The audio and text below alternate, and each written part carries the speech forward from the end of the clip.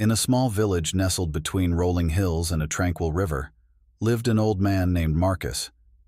He was known for his wisdom and calm demeanor, no matter the circumstance. The villagers often sought his counsel, believing he held the secret to a serene life. One summer, the river overflowed, flooding the village and destroying homes. Panic ensued as people scrambled to save their belongings.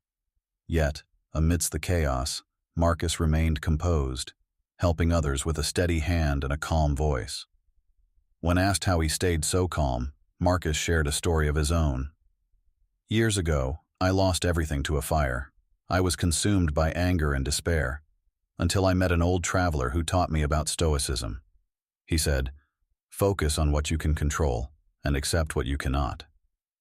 From that day, I began to practice this philosophy. I realized that my emotions, my reactions, are within my control, even if the events around me are not." Marcus continued, "The flood is beyond our control. We can only choose our response.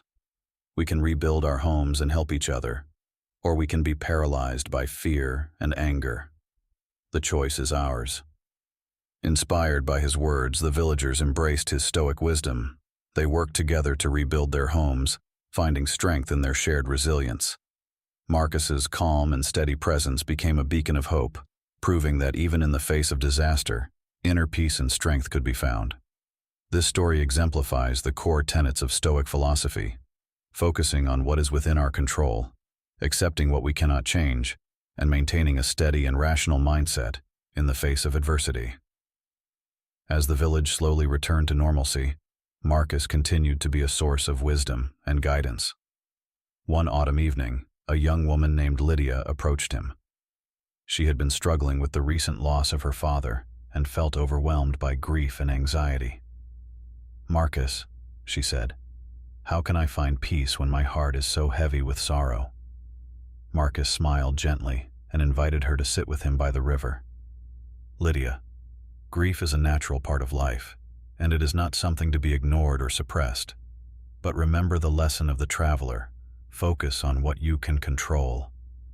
He pointed to the flowing river and said, "This river, like life, is ever-changing. We cannot stop its flow, but we can learn to navigate it. Your emotions are like the currents, strong and sometimes overwhelming. Yet within you lies the power to steer your own course." Lydia listened intently as Marcus continued.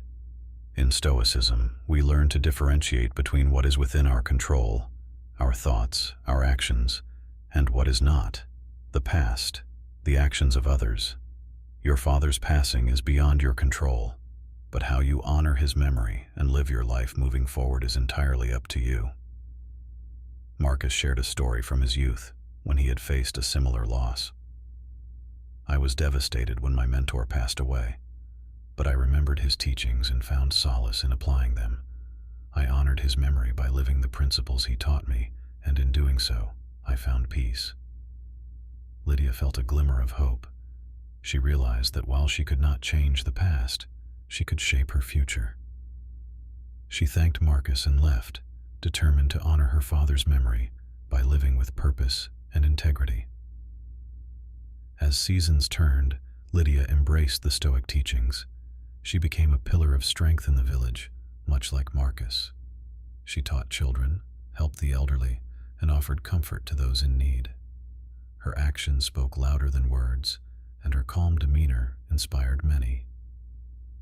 Years later, when Marcus grew too old to tend to the village, Lydia took his place as the village sage.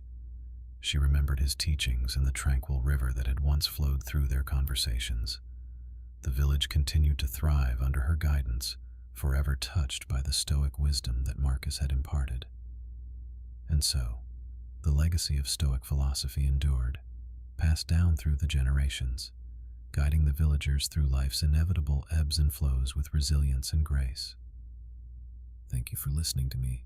If you want to follow my channel, you know how to do it. I love you. I will see you with my new projects.